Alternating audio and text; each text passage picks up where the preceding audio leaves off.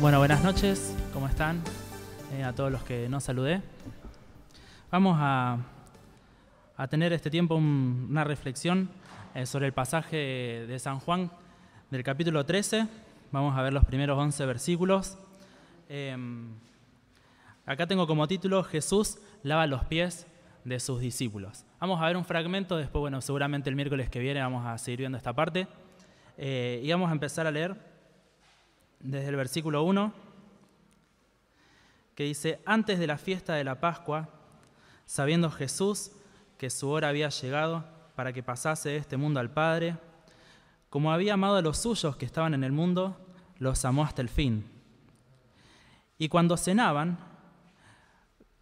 como el diablo ya había puesto en el corazón de Judas Iscariote, hijo de Simón, que le entregase, sabiendo Jesús que el Padre le había dado todas las cosas en las manos y que había salido de Dios y a Dios iba, se levantó de la cena y se quitó su manto y tomando una toalla se la ciñó.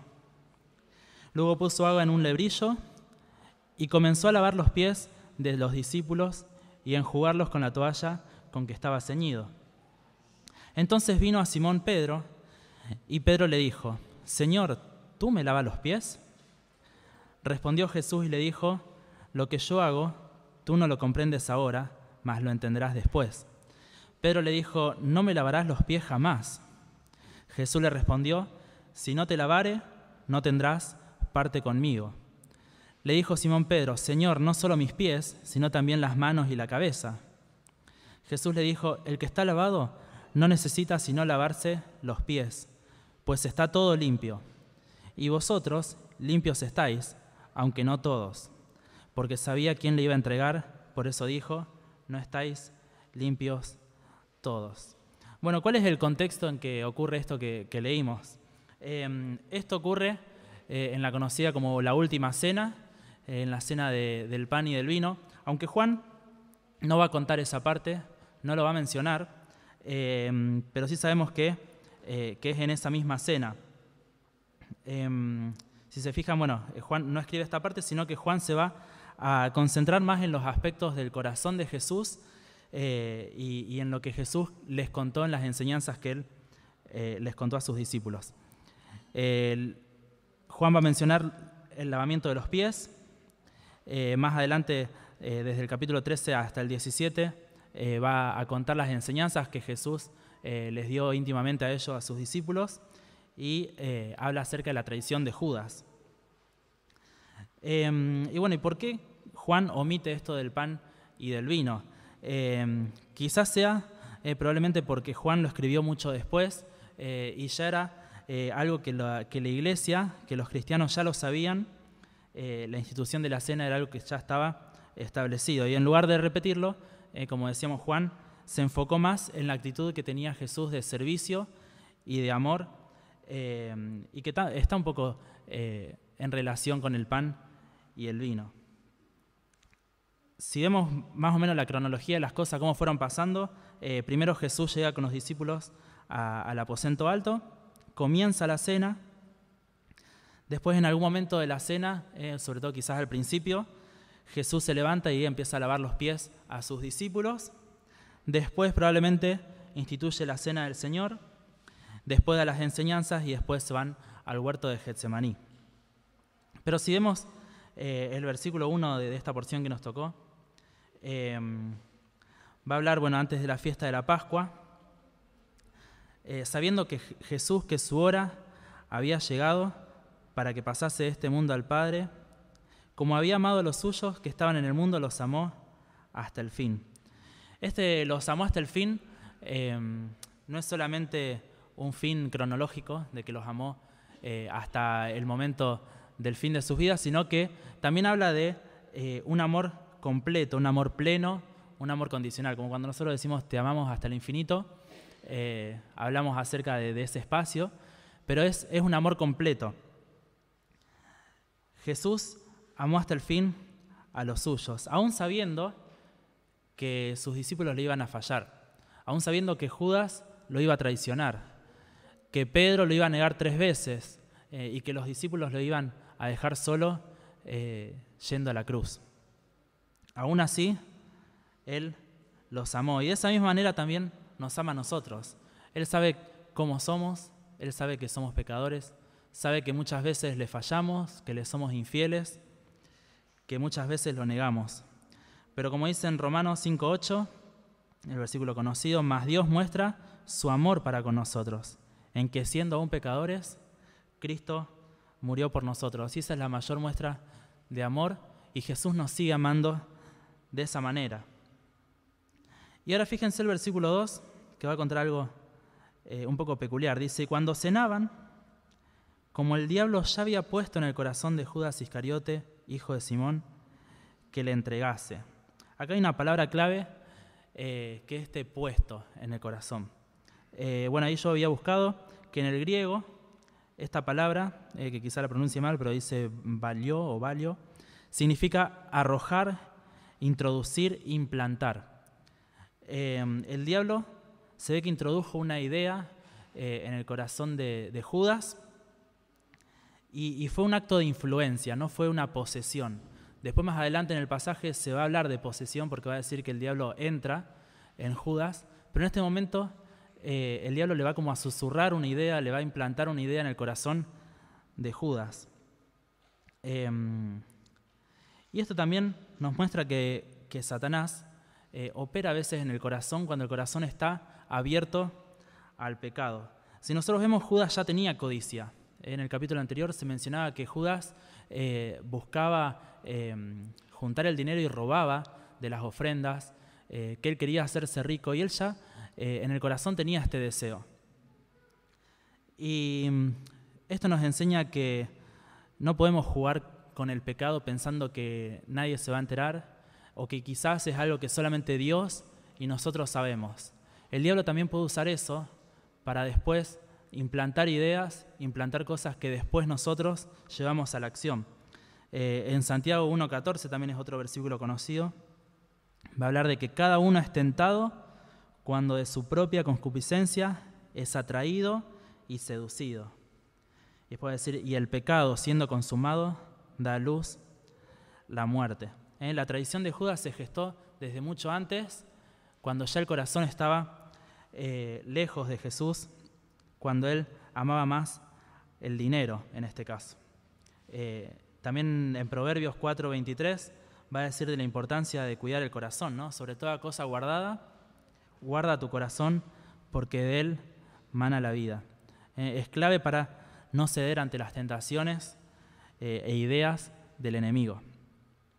Seguimos leyendo el versículo 3, dice, sabiendo Jesús que el Padre le había dado todas las cosas en las manos y que había salido de Dios y a Dios iba.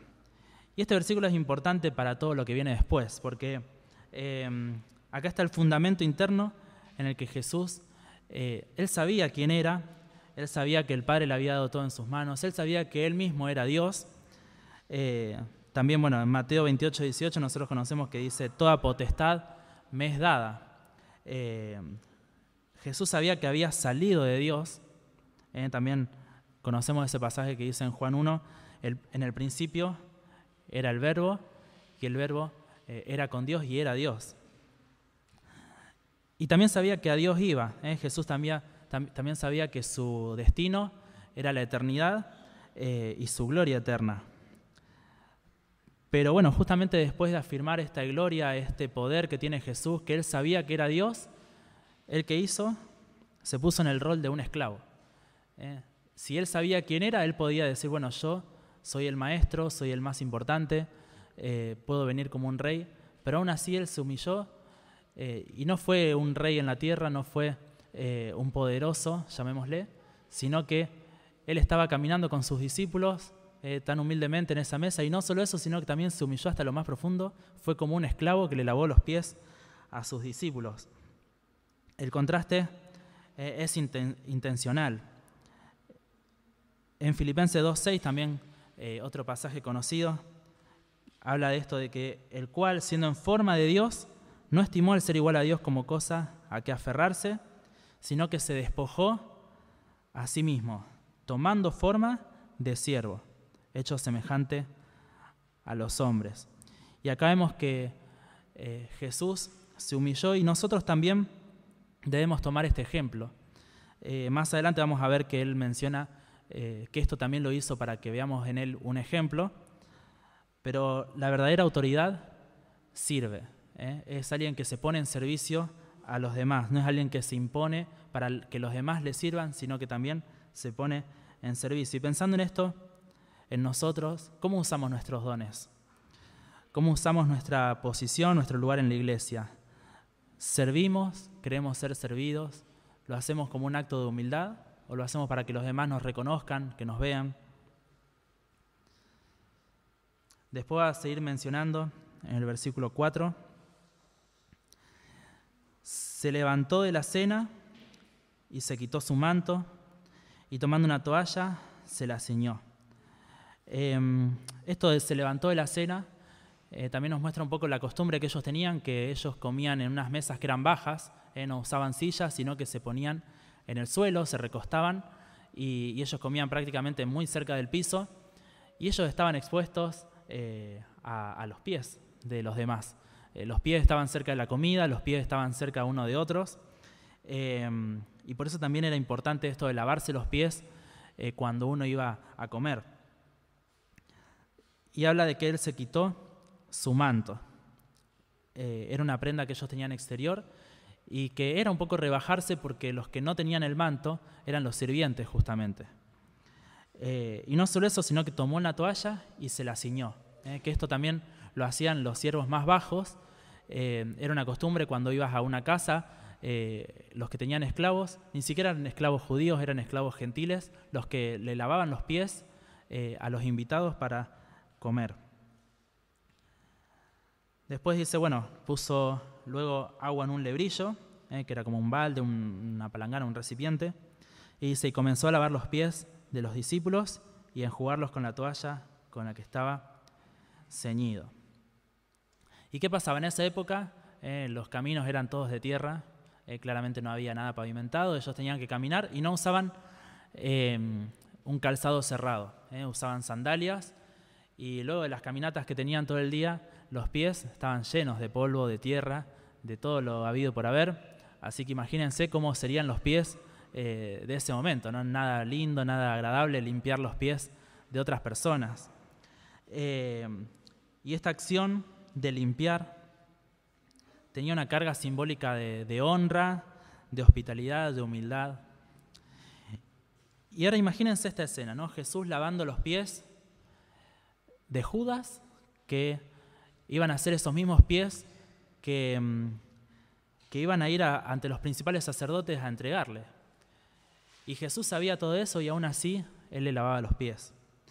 También le lavó los pies de Pedro, que eran los mismos pies que iban a escapar del patio del sumo sacerdote, negándole. Eran esos mismos pies y Él aún así los lavaba. Y lavando los pies de todos los discípulos que entre ellos discutían quién iba a ser el mayor, quién iba a estar al lado de Jesús, pero después todos iban a huir y lo iban a dejar solo cuando Él fue entregado. Jesús sabía todo eso y aún así les sirvió. Y ahora miren esta conversación que va a tener con Pedro. En el versículo 6 dice, entonces vino a Simón Pedro y Pedro le dijo, Señor, ¿tú me lavas los pies? ¿A mí? ¿Vos a mí? Pedro estaba escandalizado. ¿Cómo puede ser que el maestro le esté lavando los pies a sus discípulos y que esté actuando como un esclavo? Respondió Jesús, el versículo 7, respondió Jesús y le dijo, lo que yo hago, tú no lo comprendes ahora, mas lo entenderás después. Y acá hay dos palabras distintas. Una es comprender ahora y después entender después. En el original en griego, la palabra comprender es un conocimiento racional. Y después la segunda palabra, que acá se traduce como entenderás, es un conocimiento más profundo que tiene que ver con experimentarlo. Jesús anticipa que esto tiene un significado más allá de lo físico, de lavar los pies con agua y dejar los pies limpios. Después, más adelante, probablemente el miércoles que viene, vamos a ver que Él explica un poco por qué hace esto, pero también quizás se refiere a que más adelante la iglesia iba a entender un modelo de humildad. en Filipenses capítulo 2, no lo vamos a leer, pero va a decir que la iglesia entiende que hay que ser humildes. O también quizás está hablando de la cruz misma, que es el mayor acto de humildad y de humillación que tuvo Jesús. Y pensando en esto, que muchas veces Dios hace cosas en nuestra vida a las que a veces no entendemos. No entendemos por qué pasan cosas, por qué nos toca vivir algunas situaciones, pero Dios quiere que sepamos que nosotros quizás ahora no lo entendemos, pero después lo vamos a comprender. Y ese después pueden pasar años, o quizás lo entenderemos, no sé, en el cielo. Pero tenemos que saber que Dios sabe por qué hace las cosas y que todo en su voluntad es perfecto. Y Pedro le va a decir no, en el versículo 8, no me lavarás los pies jamás. Y acá usa también un negativo enfático en el original, que quiere decir como nunca jamás en la eternidad. Pero Jesús le va a responder con una advertencia, ¿no? Le dice, si no te lavare, no tendrás parte conmigo. Esto de tener parte con Él significa tener comunión, tener intimidad, tener una relación con Él. Si no te lavare, no tendrás parte conmigo. Esta palabra lavar ahora la vamos a ver un poco más adelante. ¿Cuál es el significado? El versículo 9 dice, le dijo Simón Pedro, Señor, no solo mis pies, sino también las manos y la cabeza.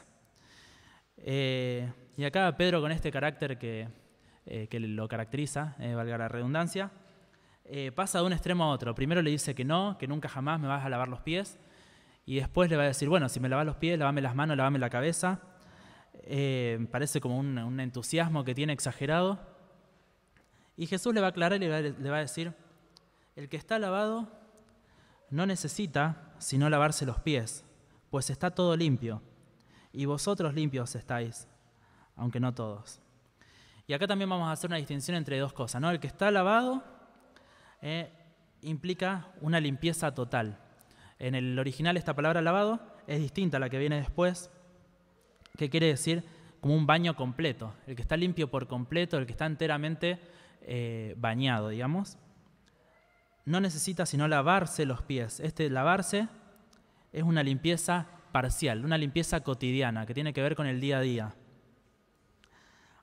Ahora, si vemos un poco la interpretación que esto tiene, Jesús habla de que hay una limpieza total que ocurre una vez y para siempre. Es este proceso de justificación que ocurre cuando nosotros nos arrepentimos del pecado y nos acercamos a Jesús por primera vez, lo invitamos a que Él sea parte de nuestra vida y nosotros somos limpios por completo. Y ante Dios nosotros tenemos una posición de santos, estamos limpios por completo. Pero después necesitamos nosotros también ese lavado de pies, que es esa limpieza continua por la confesión y el arrepentimiento. Es cuando vamos caminando en el día a día y nos vamos ensuciando porque somos personas que seguimos pecando, que tenemos luchas, que nuestra carne nos atrae al pecado y que nos vamos ensuciando los pies en el camino del día a día y necesitamos esa santificación diaria.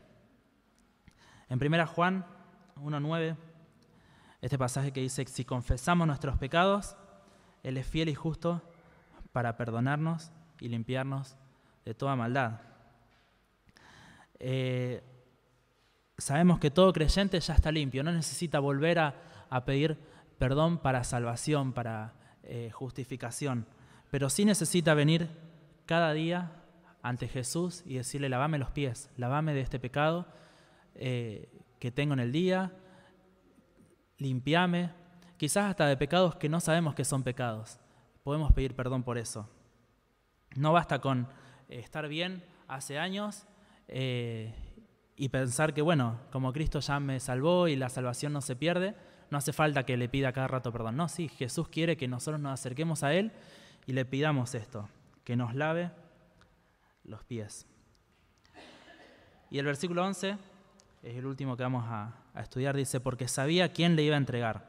Por eso dijo, no estáis limpios todos. Como decíamos, Jesús también lavó los pies de Judas. aún sabiendo que lo iba a traicionar. Y esto muestra también el amor, la gracia, la paciencia de Cristo. Pero también tenemos esta advertencia, ¿no? No todos los que estamos cerca de Cristo, externamente, no todos los que venimos a la iglesia, no todos los que participamos de los grupos, estamos limpios. Esto no garantiza que venir y conocer de Dios quiera decir que haya una transformación interna. Tenemos que estar seguros de que Dios nos limpió por completo cuando le recibimos. Y después, en el día a día, pedir esta santificación. Y para ir terminando, vemos que Jesús fue un máximo ejemplo de amor por los demás. Él, aún sabiendo quién era, sabiendo su posición, Él se humilló hasta lo más profundo y demostró que Él podía humillarse y lavar y servir a sus discípulos. Y así también nosotros tenemos que hacer. Dice, habíamos leído al principio que nos amó hasta el fin. Y para aquellos que somos también líderes o discipuladores, o que tenemos un grupo a cargo, o que acompañamos en el crecimiento a otras personas, a veces nosotros nos cansamos rápido porque no vemos que la persona tenga cambios rápidos, y tenemos que ser como Cristo, que así como nos amó hasta el fin. Tener paciencia, servir. Y también pensar en nosotros, que necesitamos de ese lavado diario, de acercarnos a Jesús y no pasar por alto los pecados del día a día. No pensar que bueno, es algo que lo tengo naturalizado, algo que me cuesta y que me va a perseguir toda la vida. Necesitamos que día a día Jesús nos limpie de aquellas cosas. Oramos. Padre Celestial, te agradecemos porque podemos ver el ejemplo de Cristo, que se humilló, que sabiendo su posición, sabiendo que era Dios, Él decidió mirarnos con amor, y aún sabiendo que éramos pecadores, que le fallamos, que muchas veces nos olvidamos de Él. Él aún así tomó ese lugar en la cruz y pensó en cada uno de nosotros. Te damos gracias porque sabemos que somos limpios, pero que también necesitamos esa limpieza diaria, y queremos pedirte que nos ayudes a poder arrepentirnos, a poder acercarnos a Cristo. Te damos gracias porque podemos hacerlo. Queremos pedirte que nos ayudes a tener corazones humildes y dispuestos a pedir perdón. Te pedimos que nos sigas enseñando, que nos sigas limpiando día a día. En el nombre de tu Hijo Jesucristo. Amén.